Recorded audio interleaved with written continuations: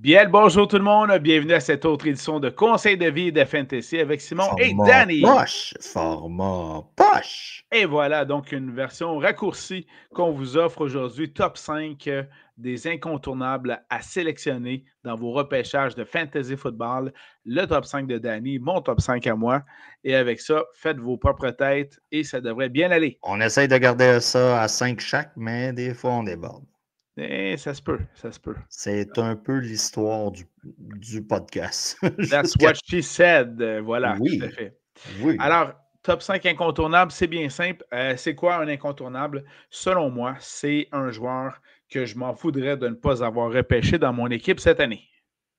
Aussi simple que ça. Jusqu'à la semaine 6, où ce qui se pète le genou pour la saison. Ou peut-être même semaine 4 où je me serais déjà tanné et je l'aurais remplacé par d'autres et à regret, il l'aura produit pour tout le reste de la saison. Ou c'est comme toutes ces filles qui m'ont dit non au secondaire, qui aujourd'hui s'en mordent les doigts. Aïe, aïe, aïe, aïe. Alors Aïe, voilà aïe, aïe. nos 5 incontournables de ce côté-là. Ben voilà. C'est comme la fois que j'ai dit à cette fille-là, tu sais pas ce que tu manques. Et elle m'a dit, oui, je le sais. Et voilà. J'ai figé. J'imagine. J'ai figé. On a donc nos top 5. Qu'est-ce que tu veux faire, Simon? Je te connaissais pas à l'époque. Je t'aurais écrit quelque voilà. chose, j'aurais dit qu'est-ce que je fais devant ça? T'es habitué? Et je t'aurais à faire un de mes nombreux conseils de vie, en effet. Voilà. Voilà. Mais retournons à nos conseils fantasy dans ce cas-ci. On va donc présenter le top 5 de Danny, le mien également, mais on va y aller un choix à la fois pour être sûr qu'on Tranquillement, pas vite, pour vous permettre de prendre des notes. Voilà, exactement. Puis être sûr en même temps qu'on débatte de chacun des joueurs proposés par le fait même. Alors, du côté de Danny, moi, tu peux y aller dans toutes au niveau des positions de joueurs que tu veux. Là. Si tu as des carrières, vas-y, mais moi, j'en ai pas en partant. Seulement si tu me piques d'autres, je vais revenir avec un carrière par la suite. Ça a été compliqué pour les carrières. Donc, j'ai essayé de sortir du fameux top 5. Là. Ben okay? oui, ça c'est clair.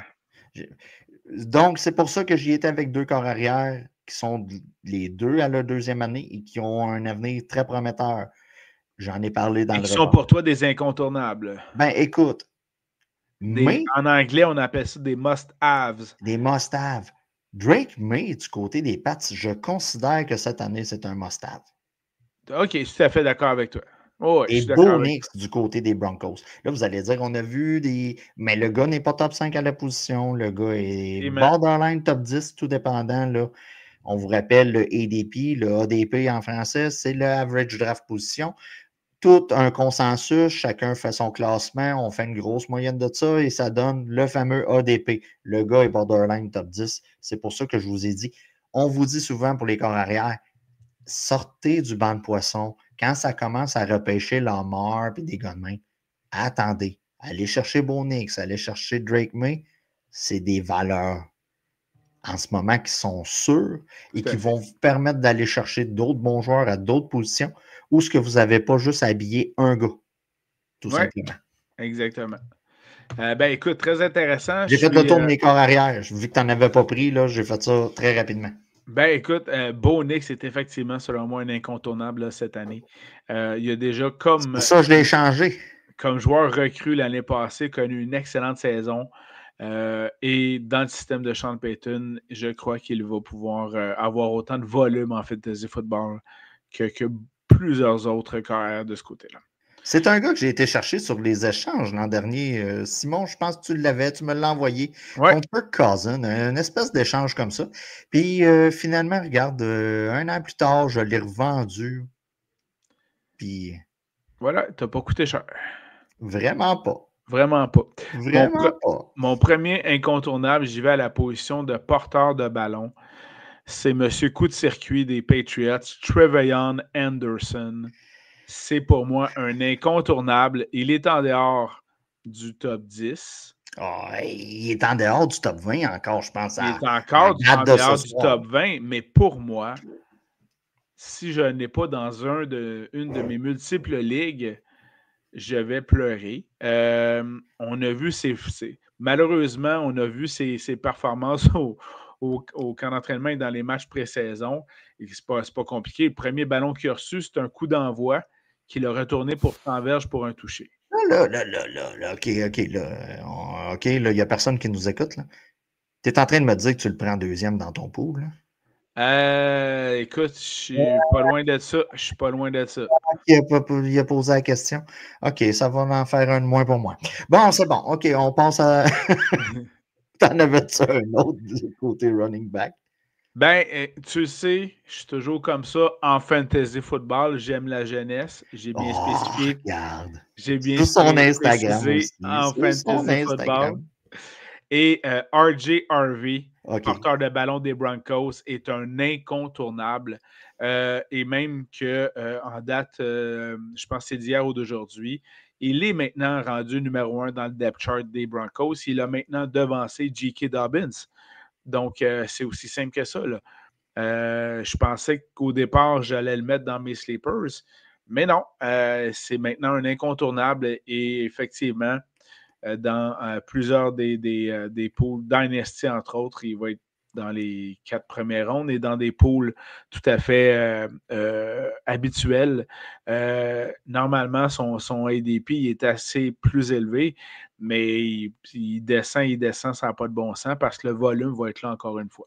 Et qu'on a besoin d'établir le jeu au sol pour Bo Nix, bien évidemment. Danny avait RJ Harvey sur sa liste lui aussi. Là, je m'en vais au champ gauche pour un must. Là, vous allez dire où est-ce qu'il s'en va avec ses skis. Dans la vie, il y a 2 certitudes. Si tu mets de l'argent dans quelque chose, c'est que tu vas t'en servir. Et deuxième, c'est que combien j'ai mis. Et du côté du Minnesota, on a mis de bidou sur Jordan Mason, running back.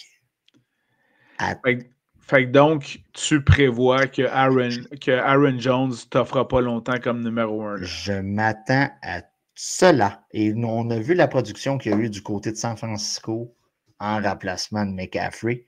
Ouais. Et on a été chercher ce gars-là. On lui a donné un contrat de 4 ans. Et du côté de Jones, on va en reparler dans le prochain reportage. Pour moi, je vois quelque chose. D'accord. Dans la vie, c'est plate, mais il faut suivre l'argent. Et du côté du Minnesota, on a un jeune corps arrière recru. On va vouloir diminuer sa tâche un peu, baisser la pression en utilisant les running backs. Et je m'attends à ce que Jordan Mason, je ne vous dis pas de le prendre running back numéro 2, là. Mais si c'est votre 4e, ça se peut qu'en milieu de saison, vous ayez un stud sous la main. Excellent. De mon côté, toujours dans mon top 5 des incontournables. Écoute, toi, tu as parlé de Bo Nix. Moi, j'ai parlé de RJ Harvey. Je continue dans la même équipe. Mon autre incontournable, c'est le receveur de passe, Courtland Sutton.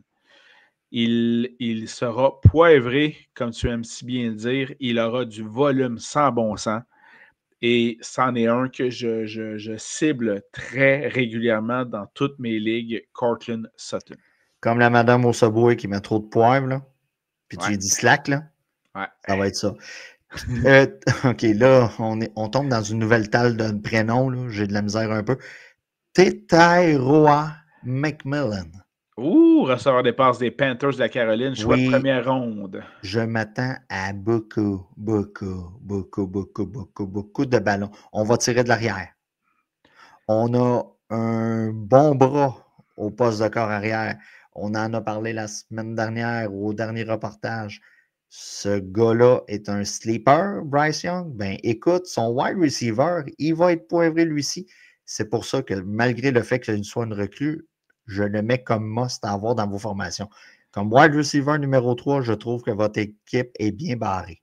Ah, sac maison. Et les images qu'on a vues au camp d'entraînement de McMillan sont fantastiques. Des attrapés à une main, des attrapés contestés, des attrapés dans la zone début, des tracés intermédiaires, des longs tracés. Il déroute les demi-défensifs. C'est merveilleux à voir. C'est plate à dire, là, mais c'est quasiment rendu un prérequis pour être sélectionné dans la NFL. Tout à fait. De mon côté, je poursuis dans mes incontournables. C'est même pas pour moi un sleeper, c'est un incontournable. Le receveur de passe des Bucks de Tampa Bay, Emeka Egbuka, est pour moi un incontournable. C'est le numéro 2 de son équipe. Godwin, on oublie ça. Les mains sont là. Le volume est là.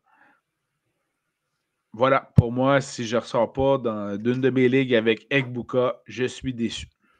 Dans la tienne, ça risque d'être dur. Parce que Danny sélectionne beaucoup. Voilà. Et des gens nous écoutent. Tout à fait. Ils le disent pas, mais quand ils réagissent, quand on sélectionne, on comprend. DK Metcalf. Ouh! Un incontournable. Oui, monsieur. Ben, OK. parce qu'il est tout seul. Il est tout seul. Il y a un gars qui va vouloir prouver qu'il a encore sa place dans la ligue. Et il y a déjà une connexion entre les deux. Tout à fait. Donc, écoutez, on y était 1+1 donne 2. Aaron Rodgers, quand il y a un wide receiver numéro 1, il le poivre, il va le viser à toutes les occasions, même quand il va avoir 3 gars dessus. Ah ouais, c'est clair. C'est clair. Donc, je vois énormément de volume de ce côté-là. Je ne sais pas ce que ça va donner en frais de toucher, là. Soyons honnêtes, là. J'ai aucune idée. Non, mais le Mais il volume va en être termes de poivré. nombre de passes et de nombre de verges va être là. C'est ça. C'est pour ça. Donc, DK Metcalf, pour moi, est un incontournable. Et mon cinquième de mon top 5 des incontournables, un autre receveur de passe, celui des Cardinals de l'Arizona, Marvin Harrison Jr. Ooh. Pourquoi c'est un incontournable? Premièrement, vous irez voir les stats, c'est assez renversant. Après leur première année respective, Marvin Harrison père et Marvin Harrison Jr. Attends, là, je vais m'étirer parce que là, Simon me ressort les statistiques du père qui joue avec quel corps arrière déjà? Un certain Peyton Manning. OK, bon, OK. Colts. C'est le moment que Simon me parle des statistiques d'un gars qui joue avec Peyton Manning. Oh, et qui a Versus joué un avec gars Peyton. ouais, Qui joue avec Kyler Murray, tout à fait. ouais, c'est ça. OK. Là, Mais c'est juste qu'il y en a plusieurs qui trouvaient que la saison d'Harrison l'année passée était décevante au niveau fantasy football. Oui, parce qu'il y avait un corps arrière de merde. Oui, mais regardons maintenant les stats que lui a engendrés. Et il a engendré exactement les mêmes stats qu'un receveur qui est au Temple de la Renommée. C'est pas rien, cela. Là. Puis on ne voit que du positif. Il a ajouté un beau 15 livres de muscle. On l'a vu d'ailleurs au camp d'entraînement. C'est assez remarquable là-dessus. Les attrapés, justement, contestés, il va pouvoir les gagner maintenant cette année. Il est en grande forme. Il C'est va la falloir cible. qu'il soit contesté, l'attraper. Là, c'est qu'il va être contesté parce que l'autre, il va être lancé sur le gars de l'autre équipe. C'est juste ça. Écoute, on a normalement amélioré la ligne offensive du côté des Cards, donc ça devrait jouer en faveur du petit corps arrière, Kyler Murray. Je veux pas avoir de l'air d'un gars qui le dénigre, là. Parce que s'il y a une Vas-y. saison de 1100 verges, là, je veux pas en Tu vas avoir de entendre l'air parler. fou.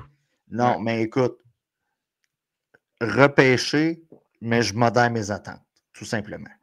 Ben, pour moi, c'est un Pas un incontournable. wide receiver numéro 1 présentement. Exact. Mais faut toujours mentionner, comme tu l'as fait tantôt, selon l'ADP, donc selon le moment où il est pressenti pour être Attends, repêché. je vais regarder pour le fun. Le temps que tu parles, là, continue.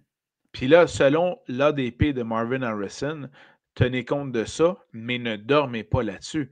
Vous êtes proche de son ADP, vous êtes proche de sa position à laquelle il devrait se faire repêcher normalement. Vous n'hésitez plus et vous sautez dessus. Pour moi, c'est un incontournable. Mettez-le entre 35 et 40 overall. Fait que là, quand Voilà. on inclut, là. Fait que regardez, c'est un Quand gars vous êtes rendu, là. 4e ronde, mettons, environ. Oui, mais c'est normalement votre troisième, quatrième receveur de passe. Et selon moi, si c'est votre troisième, quatrième receveur de passe, vous êtes en belle voiture. Là. Ça, c'est clair. Ouais. Mais, donc, pour moi, c'est un incontournable. Parce que je vous rappelle qu'à même date l'an passé, on le mettait top 10. Là. On le mettait dans les alentours de Puka Nakwa, des gars de même. Là, faut juste modérer vos attentes. Là. Tout à fait. C'est juste ça. Mais, écoute, c'est sûr, comme troisième wide receiver, je suis rendu là. Oui, ben oui. Hey. Saute dessus, Streaming là. Fire, là. Tu sais, là, c'est clair. C'est sûr et certain. Je vais donner un peu de love au Titan rapidement parce que il me semble bien aussi. C'est mon petit côté Taylor Swift. Must-have, des incontournables comme Titan. David Njoku, du côté des Browns. Ouais. Peux-tu me nommer quelqu'un d'autre qui va attraper un ballon de ce côté-là? Écoute, ils sont deux, là. Jerry Jeudy et Njoku qui vont attraper le ballon de Joe Flacco au début de la saison. Voilà. Puis il va amener une certaine stabilité dans l'attaque de son côté. Le gars, c'est un monstre. OK? il joue blessé, il joue brûlé, ce gars-là. Il n'y a pas de problème. Et TJ Hawkinson, du côté du Minnesota, pour moi, sont des must-have à la position. Vous pouvez attendre pour McBride. Vous pouvez attendre pour Carroll. Vous pouvez attendre pour Bowers. Si vous avez un de ces deux gars-là, je crois que vous êtes correct pour la saison, à moins de blessures. Excellent. Tout simplement. Donc, merci. Et on résume donc nos top 5 incontournables. De mon côté, porteur de ballon Trevion Anderson des Pats. On retrouve également le porteur de ballon R.J. Harvey des Broncos de Denver. Receveur de passe Courtland Sutton des Broncos. Receveur de passe Emeka Egbuka des Buccaneers. Et Marvin Harrison, receveur de passe des Cardinals de l'Arizona. Ça, c'est mon top 5 incontournable. Et résume à nouveau le tien, Danny, s'il te plaît. Ben, j'avais été avec des corps arrière parce que Simon avait fait fi de choisir des corps arrière. J'avais été avec Bo Nix, Drake May, R.J. Harvey comme lui. J'ai été sorti du champ gauche avec Jordan Mason. Tetaroa McMullen. Yes. Et DK Metcalf du côté de Pittsburgh. Pour moi, ça devrait être profitable cette saison avec TJ Hawkinson et David Njoku au poste de tight end. Excellent. Merci beaucoup, Danny, pour ces top 5. Donc maintenant, on est rendu au conseil de vie de Simon. Je fais juste saluer, tu sais, dans la vie, comme en politique, des fois, il faut savoir se retirer au bon moment. Dans son cas, à elle, c'est peut-être juste 2 ou 3 décennies trop tard, mais je salue Elisabeth May qui ne dirigera pas le Parti vert aux prochaines élections. S'il y a bien un courant qui est courant environnementaliste qui a connu un certain gain de popularité dans les dernières décennies, c'est celui-là, mais avec une figure aussi charismatique et compétente. Bref, le message est enfin capté, mais peut-être 1 ou 2 décennies trop tard. Alors voilà. Soyez attentifs. Tu sais, en anglais, ils disent « read the room ». Là. Oui. Voilà, quand vous arrivez à une place, là, on essaie de regarder, écouter, puis si on est à la bonne place, tant mieux. Si on ne l'est pas, bye bye. Tu sais, que ce soit la politique ou la vie en général, des fois, il faut quelqu'un qui parte le char. Et voilà. Puis amorcer le trajet. Puis là, à un moment donné, hey, on arrêterait de pisser. Ça te dérange-tu de prendre le stérine? Et voilà. Tu sais, c'est ça. Puis, écoute, on va se dire, là, Parti vert, NPD, puis tout ça, on serait bon pour se parler, là, puis faire une espèce de merge, là. Tout à fait. Parce que, tu sais, les idées sont pas mal pareilles. On s'attend juste pas, mettons, sur un certain nombre d'affaires, là. Changer de nom. Il y a trop de partis politiques pour des idées pareilles. Alors, voilà. Simplifier la patente. Soyez attentifs. Read the room. Alors, petit conseil de vie. Alors, ça complète les incontournables top 5 pour Danny, top 5 pour Simon. On va pouvoir vous mettre ça en beau visuel, notamment sur nos pages Facebook. Tu as quand même réussi à mettre Madame May dans un incontournable. Elle est toute sauf incontournable. À part qu'on peut la contourner. Là. Et bien voilà, exactement. Voilà. C'est plus que physiquement, elle est incontournable. OK, c'est beau. Mais prochaine édition. J'allais pas là. Non. Prochaine édition, on va pouvoir vous présenter nos, en anglais, on appelle ça les busts. Oh, oui. C'est le top 5 des joueurs à éviter de Danny et Simon. On a bien hâte de vous présenter ça. Alors, soyez à l'écoute, que ce soit page Facebook, chaîne YouTube ou également Spotify et les autres plateformes où vous écoutez vos podcasts. Ne pas confondre avec les bustes ou ça. On n'a pas un top 5 à vous proposer là-dessus. Oh, alors, non. Tu veux-tu te faire barrer tout de suite d'Internet? Et voilà, toi? exactement. Veux-tu publier sur le dark web? Le dark web? Non. Ou est-ce qu'on présentait des marchands d'armes? Le podcast, c'est une présentation du marchand d'armes. Merci à tout le monde d'avoir été présent. Merci, Danny. On se retrouve très bientôt. À la prochaine. Ciao, bye.